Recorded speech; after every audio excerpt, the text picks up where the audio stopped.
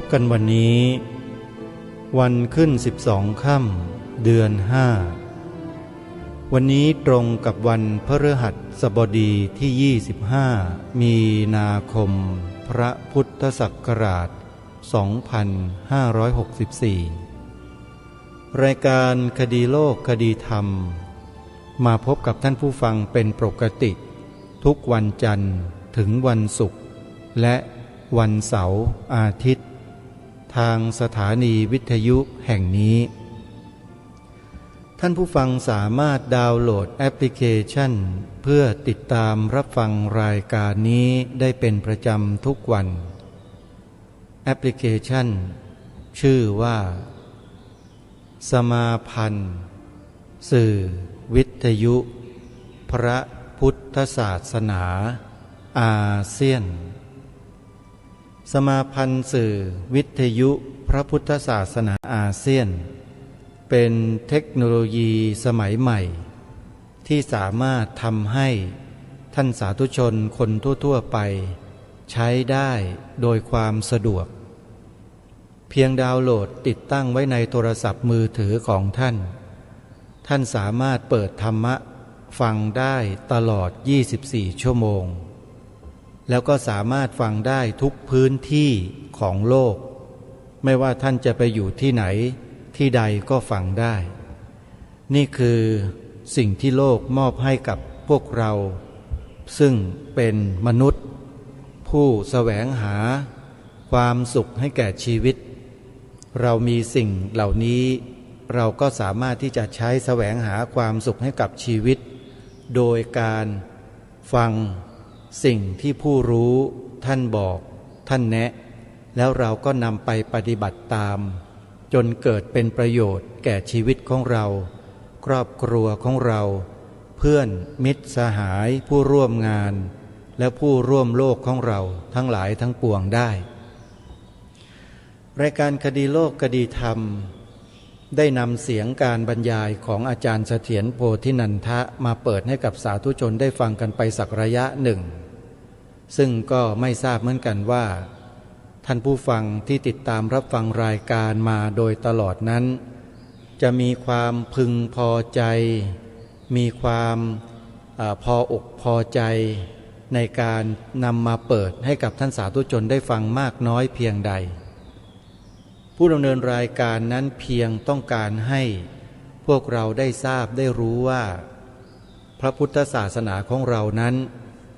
มีคำตอบให้กับทุกคำถามซึ่งอาจารย์เสถียรโพธินันทะท่านนี้ได้ศึกษาเรียนรู้เรื่องราวเหตุการณ์ศาสนาภูมิศาสตร์ดาราศาสตร์ประวัติศาสตร์สังคมศาสตร์อะไรต่างๆก็มากมายแล้วท่านก็ได้นำมาประมวลเป็นคำตอบให้กับผู้ที่มีข้อสงสัยทั้งหลายทั้งปวงได้ทางรายการมิได้จะนำสิ่งเหล่านี้มาอวดอ้างว่าเป็นสิ่งที่พิเศษเป็นสิ่งที่ดีเลิศก็หาเป็นเช่นนั้นไม่แต่หวังอย่างหนึ่งว่าน่าจะมีผู้ฟังไม่มากก็น้อยเมื่อได้สดับรับฟังเสียงของอาจารย์เสถียรโพธินันทะท่านนี้ได้บรรยายให้ความรู้ได้ตอบคำถามต่างๆแล้วจะได้รับประโยชน์จากการฟังในครั้งนี้ไม่มากก็น้อยเท่านั้นเองส่วนผู้ดำเนินรายการเองได้ติดตามรับฟังอาจารย์เสถียรโพธินันทะท่านนี้มานานมากตั้งแต่สมัยยังเป็นวัยรุ่นพูดง่ายๆได้ยินได้ฟังการตอบแบบฉะฉานแบบนี้แล้วทำให้เรานั้นเกิดความรู้สึกว่าการตอบคำถามก็ดีการบรรยายก็ดีของท่านผู้นี้เนี่ยถ้าเราตั้งใจฟังให้ดีก็จะเกิดประโยชน์ได้รับความรู้อย่างมากทีเดียวก็เลยนำมาเปิดให้กับท่านผู้ฟังที่ยังไม่เคยสดับรับฟังเนี่ย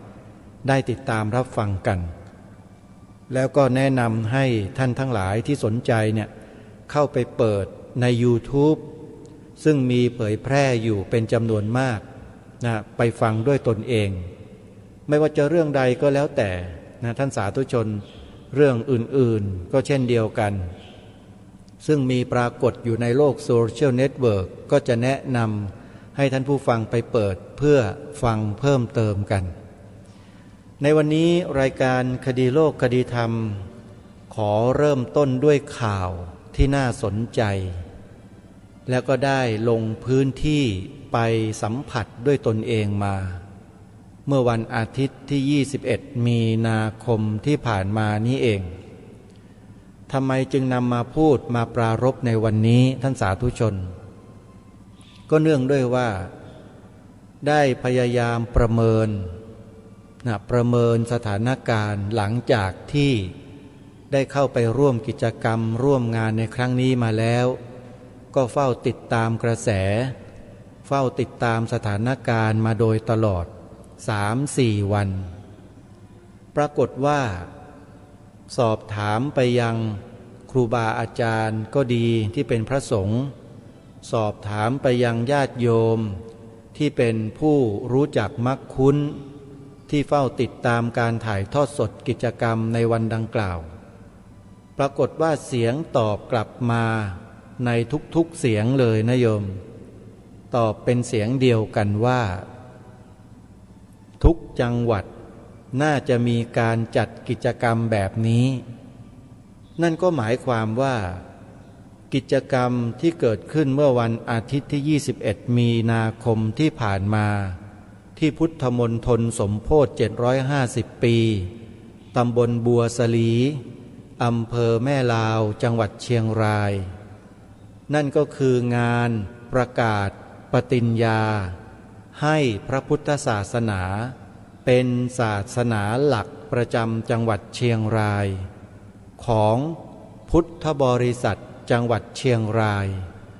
ซึ่งเดินทางมาเป็นสักขีพยานและร่วมกันทำปฏิญาณดังกล่าวกันเป็นจำนวนเรือนหมื่นมากันทั่วทุกสารทิศมาทั้ง18อำเภอตรงนี้อาตมาภาพก็ได้โทรศัพท์ไปสอบถามเจ้าของรถเช่าที่เคยใช้บริการนะฮะเจ้าของรถเช่าเขาบอกว่าผมก็สงสัยเหมือนกันว่าทำไมวันนี้พี่น้องชาวเชียงรายในทุกตำบลทุกอำเภอขับรถมอเตอร์ไซค์ขับรถยนต์นุ่งขาวห่มขาวออกจากบ้านกันไปทุกเส้นทางคือคนขับรถตู้คนเนี้ยเขาแปลกใจทำไมมีคนที่ไหนถนนเส้นใดก็ตามก็ขับรถมุ่งหน้ากันไปในทิศทางเดียวกันปรากฏว่าเขาได้หายข้อสงสัยเมื่อเราได้ตอบให้เขาเข้าใจก็คือว่ามีการนัดประชุมเพื่อจัดกิจกรรมประกาศให้พระพุทธศาสนาเป็นศาสนาหลักประจำจังหวัดเชียงรายที่พุทธมณฑลที่อำเภอแม่ลาวโยมโชเฟอร์ก็ร้องอ๋อเลยแล้วเขาก็บอกว่าเสียดายที่เขาไม่สามารถเดินทางไปร่วมได้เพราะว่าติดงานรับงานไว้ไม่เช่นนั้นก็คงจะได้มาร่วมงานดังกล่าวณที่นี้อาตมาภาพจะขอเล่าบรรยากาศให้กับศรัทธาสาธุชนเนี่ยได้ฟังกันนะฮะวันที่21มีนาคมวันอาทิตย์ที่ผ่านมาเนี่ยอาตมาภาพได้รับหนังสือนิมนต์ในนามขององค์กรที่ได้จัดตั้งขึ้นนั่นก็คือในนามของประธานการจัดตั้งสภาพุทธบริษัทภาคประชาสังคมจิตอาสาอาตมาภาพก็ขึ้นเครื่องไปกลับเรียกว่าจองตั๋วเลยเดินทางไปเพียงรูปเดียวในนามของประธานผู้ก่อตั้งที่ไปครั้งนี้ก็เพื่อต้องการจะไปศึกษาเรียนรู้ดูว่าเขามีการดำเนินการกันมาอย่างไรแล้วจะมีวิธีการที่จะดำเนินการต่อไปอย่างไรในการที่จะสืบสารและยกระดับของความคิดของผู้คนโดยทั่วไปนั้น ให้ยอมรับความจริงในข้อที่ทำปฏิญาณกันตรงนี้เอาไว้นั่นก็คือการปฏิญาณให้พระพุทธศาสนาเป็นศาสนาหลักประจำจังหวัดเชียงรายเนี่ยผู้คนต่อไปจะมีการยอมรับหรือว่าจะมีการต่อต้านคัดค้านอย่างไรหรือไม่เมื่อไปถึงงานเห็นผู้คนเป็นจำนวนมากนั่งรายล้อมอยู่ที่บริเวณจัดงานอีกส่วนมากก็เดินไปรับประทานอาหารกันที่โรงทานเป็นจำนวนมากเลยโยมเรียกว่าหลายพันคนถ้าจะนับรวมๆแล้วน่าจะเป็นหมื่นเยอะจริงๆมากันมากมายเมื่ออาตมาภาพพบกับผู้ที่อาราธนานิมนต์อาตมาก็คือท่านประธานชมรมน้อยหนานอำเภอเวียงป่าเป้าจังหวัดเชียงรายคือคุณโยมบุญนาคนะคุณโยมบุญนาคก็คุยกันทักทายกันแล้วก็สอบถามถึงที่มาที่ไปเล็กน้อยว่าทำยังไงถึงทำให้มีพี่น้องชาวจังหวัดเชียงรายเดินทางมามากขนาดนี้รวมถึงพระสงฆ์มาเป็นจำนวนมากเช่นเดียวกันโยมบุญนาคก็เล่าถึงวิธีการทำงานของชาวจังหวัดเชียงรายผู้นำองค์กรสมาคมชมรมต่างๆในจังหวัดเชียงรายให้ฟังอาตมาภาพถึงกับเอ่ยปากชมณเดี๋ยวนั้นเลยว่าต้องอย่างนี้นี่แหละเขาเรียกว่าความร่วมแรงร่วมใจกันการเดินไปในทิศทางเดียวกันมันทำให้เกิดพลังเช่นนี้เองนี่คือตัวอย่างนะนี่คือตัวอย่างและแบบอย่างในเบื้องต้นที่จะขอกล่าวกับท่านผู้ฟังว่าการรวมคนเป็นจำนวนมากให้มาร่วมกิจกรรมในลักษณะเดียวกันและเป็นกิจกรรมที่ทำได้ยากเนี่ยชาวจังหวัดเชียงรายเขาทำได้แล้วงานนี้ก็มีผู้หลักผู้ใหญ่หลายฝ่าย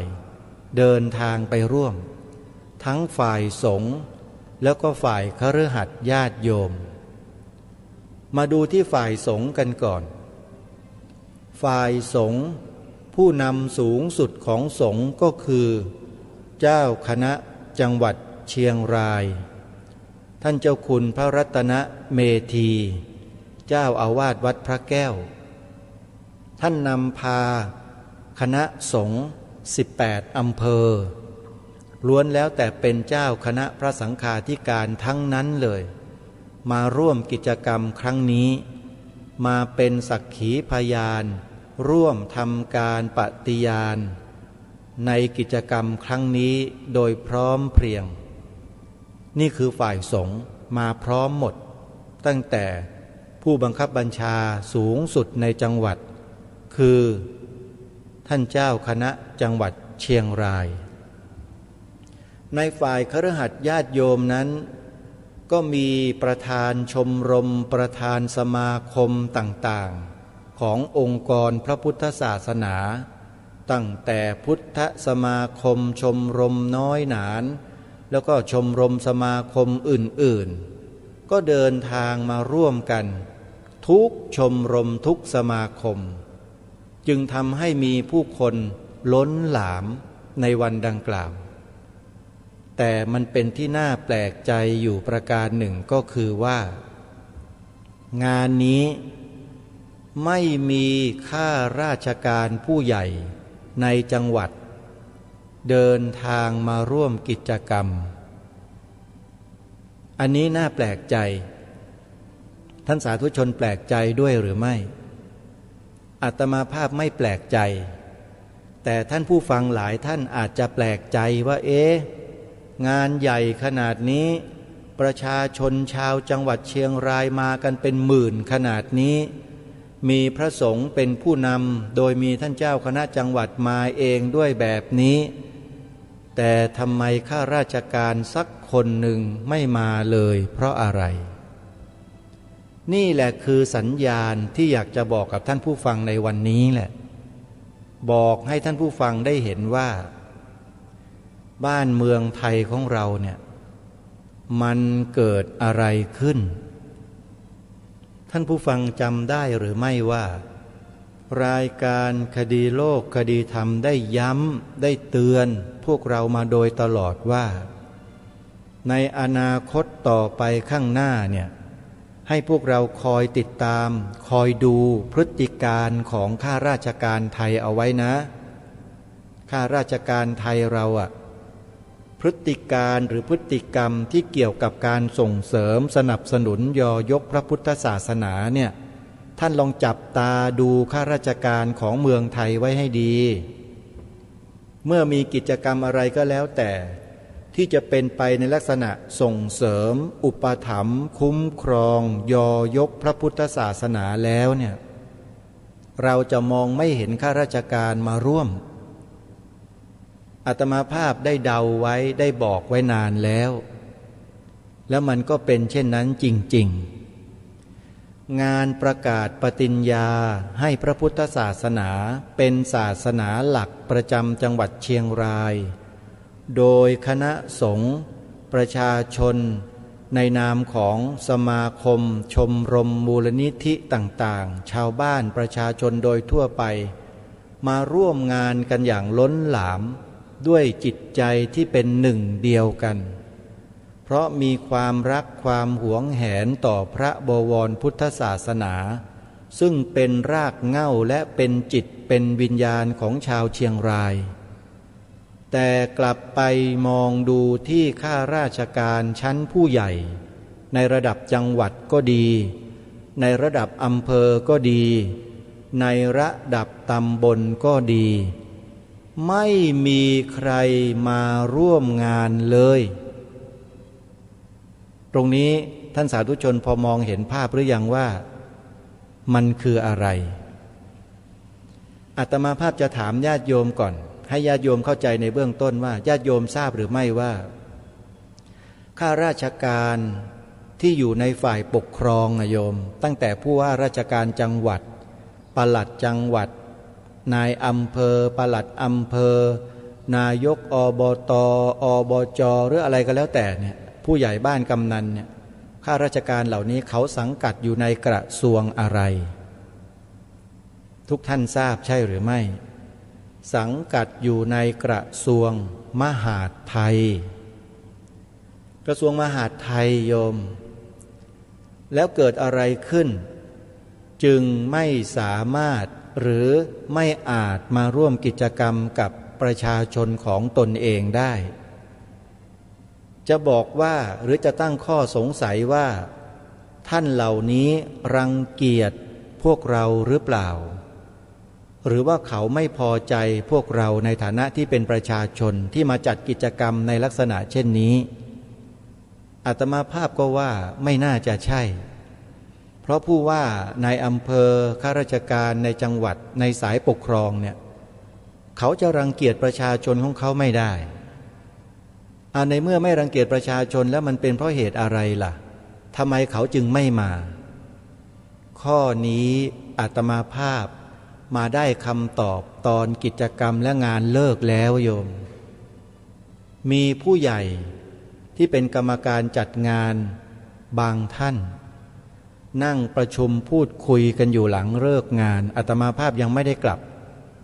ในวันนั้นนะฮะก็นั่งคุยกันเป็นชั่วโมงปรากฏว่าทราบที่มาที่ไปทุกประการเลยว่าเพราะเหตุอะไร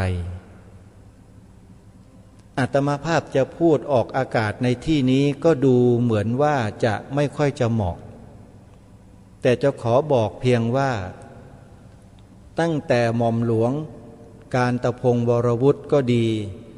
ตั้งแต่อปพสก็ดีไปปลุกจิตสำนึกไปจุดประกายความสำนึกของประชาชนชาวพุทธในพื้นที่ต่างๆของประเทศทำให้มีความหวั่นไหวสะเทือนไปยังส่วนราชการการปกครองมากมายทำไมถึงเกิดการสั่นสะเทือนขนาดนั้นก็เพราะเหตุว่ามันมีสาเหตุ เหตุนั้นหรือสาเหตุนั้นคืออะไรผู้ใหญ่ท่านนี้และคณะกรรมการบางท่านและผู้ที่มาร่วมกิจกรรมบางท่านที่นั่งประชุมกันอยู่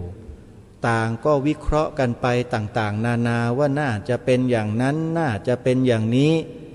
มันไม่ใช่มันควรจะเป็นอย่างนั้นอันนั้นก็บอกไม่น่าจะเป็นอย่างนี้อะไรต่างๆมากมายแต่พอมาฟังคนที่รู้จักข้าราชการชั้นผู้ใหญ่ในจังหวัดพูดเองทุกคนก็เลยอ้าปากค้างปรากฏว่าที่มาไม่ได้เพราะเกิดอาการอยู่อาการหนึ่งเรียกว่าพยาคติใครที่เป็นนักการศาสนาเป็นชาวพุทธที่ศึกษาหลักธรรมในข้อนี้ก็คงจะทราบดีว่าคำว่าพยาคติหมายความว่าอะไรแล้วเป็นเช่นนั้นจริงๆเวลามีกิจกรรมของศาสนาอื่นผู้หลักผู้ใหญ่ข้าราชการในจังหวัดกุลีกุจอเดินวิ่งแทบจะวิ่งไปหางานเขาเลยโดยที่เขาไม่ต้องมีหนังสือเรียนเชิญมาก็ไปแต่ของเรานี่ทำหนังสือแล้วถึง3 ฉบับตามแล้วตามอีกไม่มานี่แหละคือสิ่งที่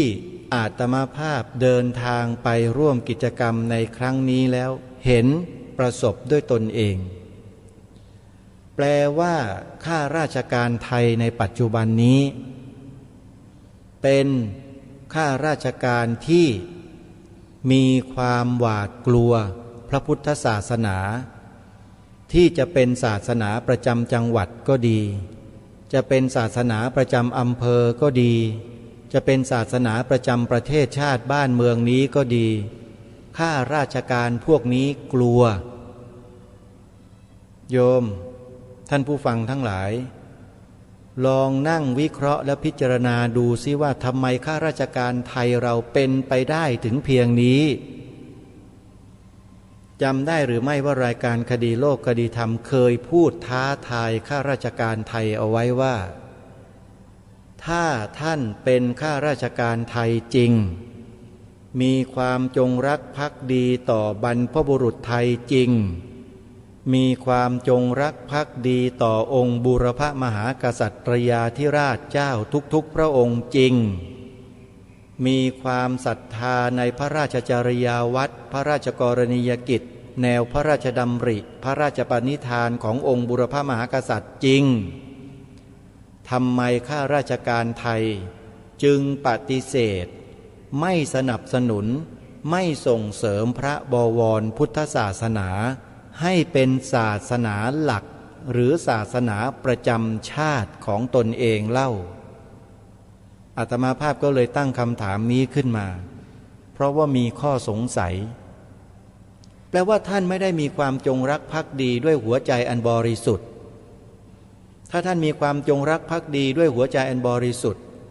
ท่านจะไม่ปฏิเสธกิจกรรมในลักษณะเช่นนี้เพราะกิจกรรมในลักษณะเช่นนี้เป็นการยอยกพระพุทธศาสนาพี่น้องประชาชนคณะสงฆ์ทั้งจังหวัดเขาเดินทางกันมาทั้ง18 อำเภอเพื่อมาแสดงออกถึงจุดยืนของชาวเชียงรายว่าต้องการให้พระพุทธศาสนาเป็นศาสนาหลักประจำจังหวัดเชียงรายแต่ในฐานะที่ท่านเป็นผู้ปกครองของเขาท่านกลับเมินเฉยท่านกลับปฏิเสธไม่เห็นดีเห็นงามกับสิ่งนี้ที่ประชาชนดำเนินการและสิ่งที่ประชาชนดำเนินการอยู่เนี้ยดำเนินการตามรอยเบื้องพระยุคลบาทขององค์บูรพมหากษัตริยาธิราชเจ้าเป็นการแสดงออกถึงความจงรักภักดีเป็นการแสดงออกถึงความมีจิตสำนึกของความเป็นลูกหลานไทยในที่ประชุมวันนั้นโฆษกก็ดีผู้เสวนาบนเวทีก็ดีไม่ว่าจะเป็นท่านวชิระเมธีไม่ว่าจะเป็นท่านศาสตราจารย์ดร.ดุษฎีวัดแก้วอินไม่ว่าจะเป็นท่านนาวาอากาศเอกพิเศษคัมภีรยานนท์ก็ตาม ต่างก็พูดไปในแนวทางเดียวกันเลยว่าไม่มีศาสนาใดในโลกนี้หรอกที่จะมีความชัดเจนในแง่มุมของหลักธรรมคำสอนเหมือนกับพระพุทธศาสนาของเราแม้แต่ชาวต่างประเทศยังยอมรับกันมากมายในขณะนี้เรียกว่าศาสนาพุทธเรานั้นเป็นโกอินเตอร์ไปแล้วท่านเจ้าคุณเมธีวชิโรดมหรือว่าท่านววชิรเมธีกล่าวบนเวทีไม่เชื่อโยมก็ไปดูในคลิปดิในคลิปถ่ายทอดสดของดีทีวีโยมไปดูได้เลยนะเปิดไปดูถ่ายทอดสดเชียงรายโยมนะพูดไว้ชัดเจนแต่ปรากฏว่าข้าราชการที่กินเงินเดือนซึ่งเป็นภาษีของประชาชนตัวเองแท้ๆกลับไม่ใส่ใจไม่สนใจไม่ใยดีแล้วอย่างนี้เขาจะเรียกว่าอะไรวันนี้อาตมาภาพขอพูดเพราะไปเห็นไปเจอมาด้วยตนเอง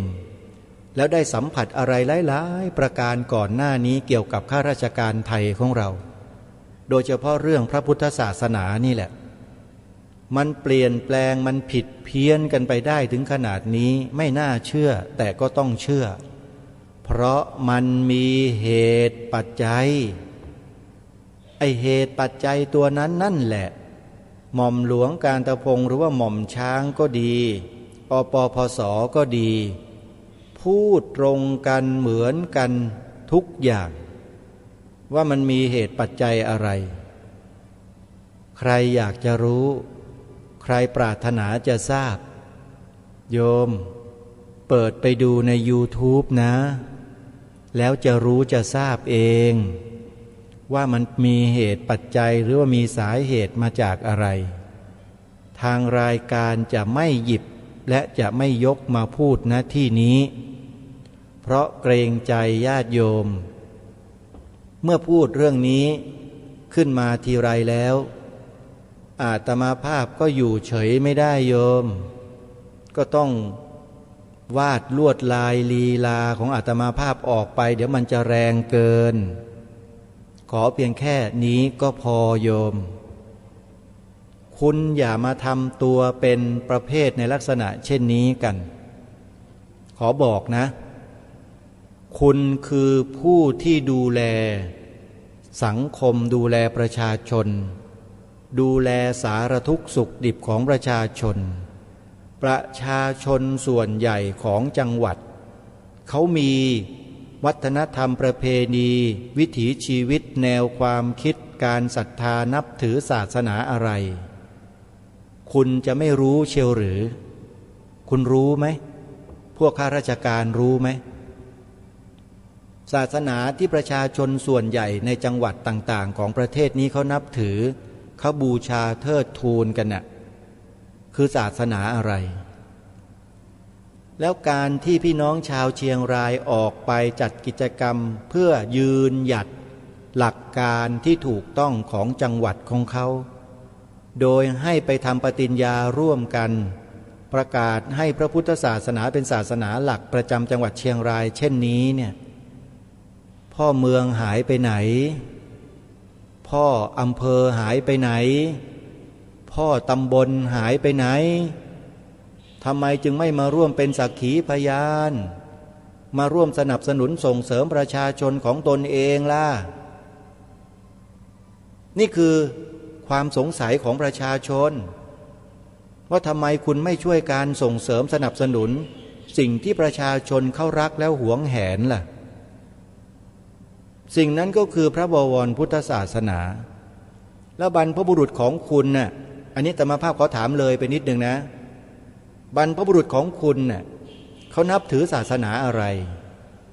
แล้วเขายกส่งเสริมศาสนาอะไรกันอยู่ในอดีตที่ผ่านมาบรรพบุรุษคุณน่ะคุณมีสำนึกในข้อนี้กันหรือเปล่ามีไหมมีแล้วทำไมคุณไม่มาร่วมกับประชาชนของคุณน่ะคุณไปทำอะไรคุณกลัวอะไรคุณหลบหลีกอะไรแล้วสิ่งนั้นคืออะไรทำไมไม่บอกกับประชาชนของคุณล่ะ คุณปกปิดซ่อนเร้นความในใจของคุณไว้เพื่ออะไรมันมีอะไรก็บอกกับประชาชนสิแต่มาทำตัวในลักษณะเช่นนี้ให้ประชาชนเกิดความรู้สึกไม่ไว้วางใจเนี่ยมันสมควรแล้วหรือนี่คือคำถามมันเหมาะสมไหมมันควรไหมในฐานะอย่างนั้นสำหรับอาตมาภาพถ้าจะให้ตอบตรงนี้ก็ขอตอบเลยว่าไม่ควรอย่างยิ่งประชาชนเขาไม่พอใจเนี่ยอาตมาภาพเนี่ยฟังเขาพูดเองนะนั่งฟังเขาพูดคุยกันประชุมนอกรอบกันประเมินเขาเรียกว่าประเมินสถานการณ์ตั้งแต่เบื้องต้นจนกระทั่งจบกิจกรรมเนี่ยเราก็มานั่งประเมินกันอาตมาภาพในฐานะที่ได้ถูกรับเชิญไปก็ถือว่าเป็นแขกในงานน่ะอาตมาภาพก็มีสิทธิ์ที่จะพูดคุยที่จะสอบถามในประเด็นต่างๆซึ่งอาตมาภาพก็สอบถามไปเยอะสอบถามจนกระทั่งได้รู้ความจริงว่าข้าราชการของประเทศไทยตอนนี้โดยเฉพาะข้าราชการในสายปกครองของกระทรวงมหาดไทยเนี่ยเกิดอะไรขึ้นซึ่งตรงนี้หม่อมช้างกับอปปส.กำลังตามหาข้อมูลหลักฐานและพยานเพื่อจะมาเก็บข้อมูลไปดำเนินการอะไรบางสิ่งบางอย่างกับสิ่งที่มันเกิดขึ้นกับบ้านกับเมืองอยู่นี่คือการพูดคุยกันในกิจกรรมเมื่อวันอาทิตย์ที่ผ่านมาแล้วก็เก็บเงียบมาไม่พูดอาตมาภาพทำไมไม่พูดตั้งแต่วันจันทร์ทำไมไม่พูดตั้งแต่วันอังคารวันพุธที่ผ่านมา3 วันต้องการประเมินดูสถานการณ์ก่อนว่าหลังจากที่มีการจัดกิจกรรมนี้แล้วอาตมาก็โทรสอบถามหาข้อมูลไปที่จังหวัดต่างๆไปที่ครูบาอาจารย์ที่คุ้นเคยกันต่างๆว่าท่านเห็นด้วยหรือไม่อย่างไรหรือมีความคิดเห็นอย่างไรกับการจัดกิจกรรมในลักษณะเช่นนี้ที่พุทธมณฑลสมโภช750 ปีจังหวัดเชียงรายครูบาอาจารย์ในฝ่ายพระภิกษุก็ดีญาติโยมคฤหัสถ์ในฝ่ายญาติโยมก็ดีตอบเหมือนกันเลยว่าดีเยี่ยม goodness ดีเยี่ยมโยมดีสุดๆอยากให้ทุกจังหวัดทำแบบนี้ทีนี้ทางหม่อมช้างกับอปปส.เขาก็ดำเนินการเผยแพร่ข้อมูลต่างๆให้กับประชาชนให้กับพี่น้องในจังหวัดต่างๆของประเทศไทยได้รู้ถึงพิษถึงภัยอะไรบางอย่างในบ้านเมืองที่มันเกิดขึ้นที่ผ่านมาและเป็นไปในปัจจุบันนี้แล้วก็มองให้เห็นภัยใหญ่ที่จะเกิดขึ้นในอนาคตข้างหน้าอย่างต่อเนื่องมาโดยตลอดในฝ่ายของชมรมสมาคมชาวพุทธต่างๆในจังหวัดนั้นๆสมัชชาชาวพุทธต่างๆในจังหวัดนั้นๆต่างก็ร่วมแรงแข็งขันกันกระจายข้อมูลข่าวสารนี้ให้แก่พี่น้องประชาชนในจังหวัดตำบลอำเภอหมู่บ้านโดยลำดับจนกระทั่งประชาชนเริ่มรู้ข้อมูลระแคะระคายมากขึ้นจนกระทั่งมีหลักฐานเป็นที่ปรากฏชัดเจนจากพฤติกรรมและพฤติการของข้าราชการเองที่กระทำกับชาวพุทธในลักษณะดังกล่าวคือไม่สนใจไม่ร่วมงานไม่สนับสนุนไม่ส่งเสริมอะไรต่างๆในลักษณะที่ว่ามาเมื่อสักครู่ตรงนี้เป็นเครื่องชี้วัดให้เราเห็นว่าระบบข้าราชการไทยของเรานั้นถูกครอบงำด้วยสิ่งใดหรือไม่มีข้อสงสัยเช่นนี้อีกแล้วอาตมาภาพไม่ได้สงสัยเองคนเดียวนะในกลุ่มที่ประชุมคุยกันในวันอาทิตย์ที่ผ่านมาที่พุทธมณฑลเชียงรายก็มีข้อสงสัยเช่นนี้เหมือนกันปรากฏว่ามีคนตอบคนที่ตอบก็คือเลขาธิการอปปส. เลขาธิการอปปส.ตอบเองแล้วตอบชัดมากตอบเห็นภาพเลยว่าตัวบุคคลที่เป็นตัวการสำคัญที่ทำให้ข้าราชการในสายการปกครองประเทศเป็นแบบนี้เพราะใครบอกชื่อบอกนามสกุลคนที่หนึ่งคนที่สองคนที่สามคนที่สี่คนที่ห้าทุกคนหายสงสัยหมดแล้วก็ยังบอกอีกด้วยว่าได้เก็บรวบรวมข้อมูลหลักฐานทั้งหลายทั้งปวงไว้พร้อมแล้วก็จะดำเนินการอย่างนั้นอย่างนี้1 2 3 4ไปโดยลำดับมีทีมงานมีอะไรต่างๆเตรียมการไว้พร้อมหมดแล้วท่านสาธุชนทั้งหลายการขึ้นไปร่วมกิจกรรมงานประกาศปฏิญญาให้พระพุทธศาสนาเป็นศาสนาหลักประจำจังหวัดเชียงรายในครั้งนี้อาตมาภาพขอบอกได้เลยว่าไม่ผิดหวังจริงๆไม่ผิดหวังเลยฮะไม่เสียดายค่าเดินทางที่ต้องควักกระเป๋าจ่ายเองไม่เสียดายเลยฮะไม่เสียดายเลยที่จะยอมสละเวลาของตนเองที่มีเนี่ยเพื่อกิจกรรมครั้งนี้แล้วก็ยังบอกกับผู้นำชมรมสมาคมมูลที่ต่างๆเหล่านั้นด้วยว่าถ้ามีกิจกรรมอะไรในลักษณะเช่นนี้ที่จะให้อาตมาภาพมาร่วมยินดีเป็นอย่างยิ่งเพราะนี่คือถือว่าเป็นงานหลักของอาตมาภาพในฐานะผู้ดำเนินรายการคดีโลกคดีธรรมทีนี้ก็ขอฝากไปยังพี่น้องชาวจังหวัดเชียงใหม่จังหวัดแม่ฮ่องสอนจังหวัดลำปางลำพูนจังหวัดแพร่จังหวัดน่านจังหวัดอุตรดิตถ์ว่าอย่างไรบ้าง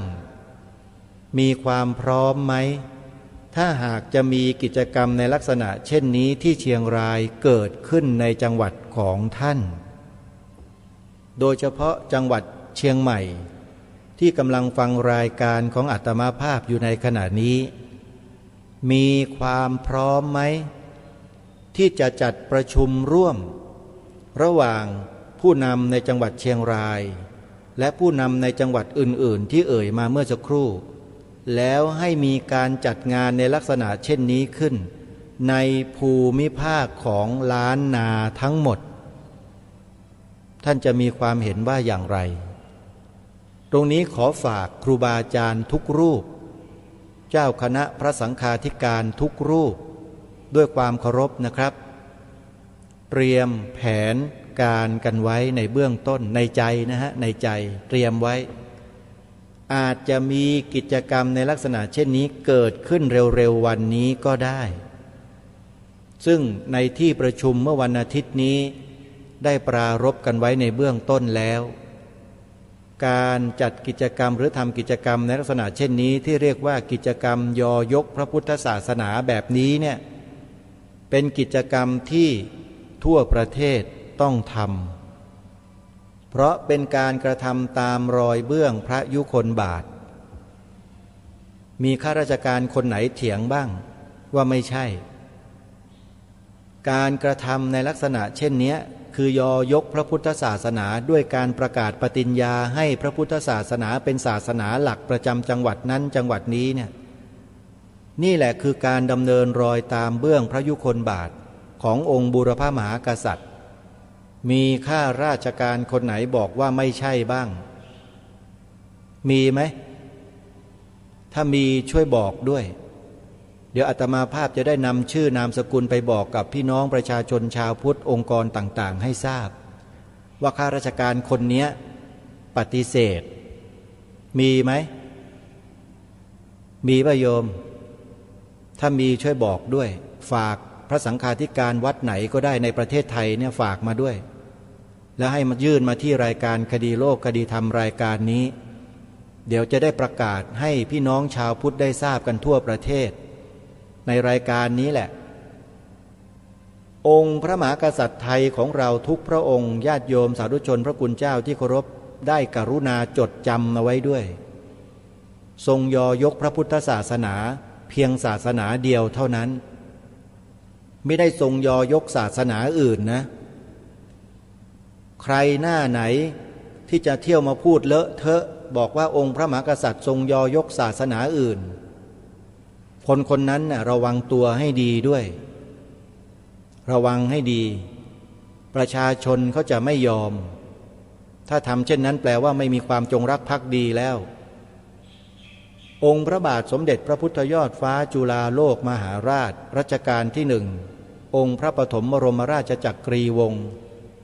เมื่อทรงปราบดาพิเศษขึ้นครองสิริราชสมบัติเป็นพระมหากษัตริย์รัชกาลที่หนึ่งแห่งกรุงรัตนโกสินทร์ทรงมีพระบรมราชโองการว่าตั้งใจจากอุปถัมภกยอยกพระพุทธศาสนาจากป้องกันขอบขันธสีมารักษาประชาชนแลมนตรีถ้าข้าราชการคนใดมีแนวความคิดหรือมีกิริยาวาจาที่ตรงกันข้ามกับพระองค์ท่านญาติโยมสาธุชนทั้งหลายพระคุณเจ้าที่เคารพจงจำข้าราชการคนนั้นเอาไว้จนตายเลยท่านจำไว้ผมไม่ได้ให้ไปทำอะไรนะให้จำเอาไว้จำเอาไว้ให้ได้นะจำไว้นะ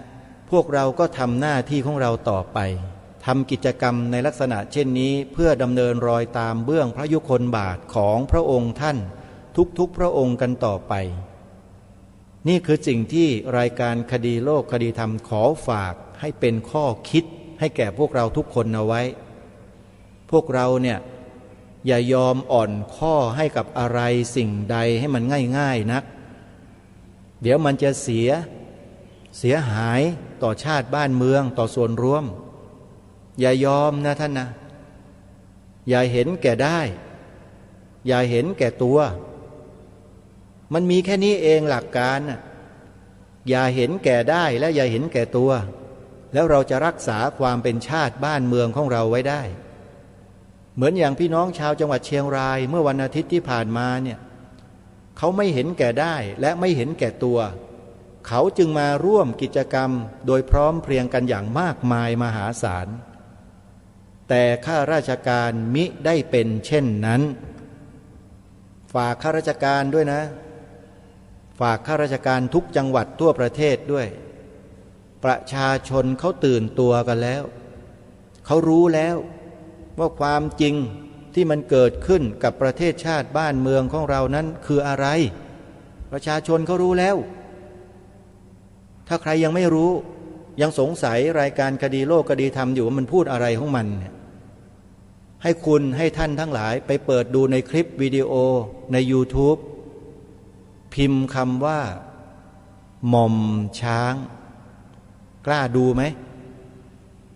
ถ้าหากว่ากล้าดูก็แปลว่ายังพอที่จะเดินทางไปในทางเดียวกันได้แต่ถ้าไม่กล้าเปิดดูโปรดหลีกทางไปอย่ามาขัดขวางบอกได้เท่านี้เพราะเรากำลังทำประโยชน์ให้กับส่วนรวมประเทศชาติบ้านเมืองไม่ได้ทำประโยชน์ให้กับใครคนใดกลุ่มใดกลุ่มหนึ่งขอให้จงรับรู้รับทราบไว้ณที่นี้ร่วมกันพวกเราเนี่ยอย่าอ่อนแอนะถ้าอ่อนแอเมื่อไหร่มันจะเกิดอาการอีกอันหนึ่งตามมาคือการอ่อนข้อเมื่อไหร่เรียบร้อยฮะมันจัดการเรียบหมดเลยมันต้องแข็งข้ออย่างที่รายการคดีโลกคดีธรรมเป็นอยู่นี่แข็งข้อในทางที่ถูกต้องไม่ใช่แข็งข้อในทางที่ผิดนะสิ่งที่เราทำเราพูดกันอยู่เนี่ยคือเรียกว่าแข็งข้อในทางที่ถูกต้องดำเนินรอยตามเบื้องพระยุคลบาทถ้ามีใครขวางก็เดี๋ยวรู้เองว่าจะเป็นเช่นไรฝากไว้ช่วงท้ายรายการวันนี้ขอสมมติยุติรายการไว้แต่เพียงเท่านี้ญาติโยมหมดเวลาอย่าลืมช่วงท้ายรายการก็ดีตอนต้นรายการก็ดีช่วยกันร้องเพลงของรายการนี้ให้ได้เพราะในเนื้อเพลงนั้น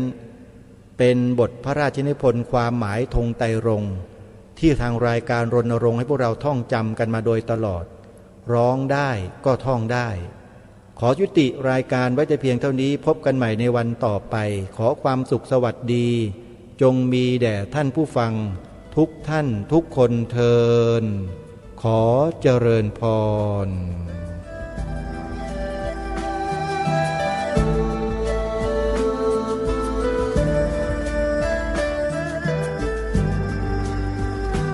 กล้าคิดก็ต้องกล้าทำอย่ากลัวถ้าทำความดีเร่งศึกษาปัญหาให้ทันท่วงทีเมืองไทยจะพัฒนากว่านี้รายการดีคดีโลกคดีธรรมขอรำพันบรรยายความคิดเครื่องหมายแห่งสีทั้งสามงามถนัดขาวคือบริสุทธิ์สีสวัสดิ์หมายพระไตรรัตน์และธรรมะคุมจิตไทยแดงคือโลหิตเราใส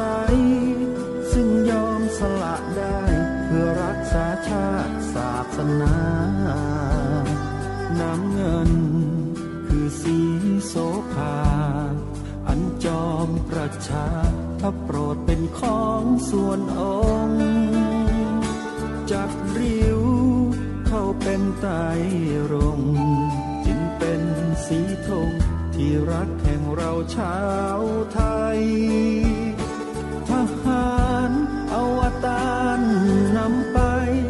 ยงยุทธวิชัยวิชิตก็ชูเกียรติสยามประเทศไทยที่เจริญมั่นคงมาได้จนถึงทุกวันนี้มิได้เกิดขึ้นจากความหวาดกลัวยังคลาดเขลาแต่บรรพบุรุษไทยของเราทุกยุคทุกสมัยล้วนแต่มีความกล้าหาญและชาญฉลาดปกป้องเอกราชสร้างชาติให้เกิดความมั่นคงโดยมีธงแห่งพระไตรรัตน์เป็นเครื่องนำชัยจึงเป็นที่มาที่ไปของรายการคดีโลกคดีธรรมกล้าคิดก็ต้องกล้าทำอย่ากลัวถ้าทำความดีเร่งศึกษาปัญหาให้ทันท่วงทีเมืองไทยจะพัฒนากว่านี้รายการดีคดีโลกคดีธรรมรายการดีคดีโลกคดีธรรม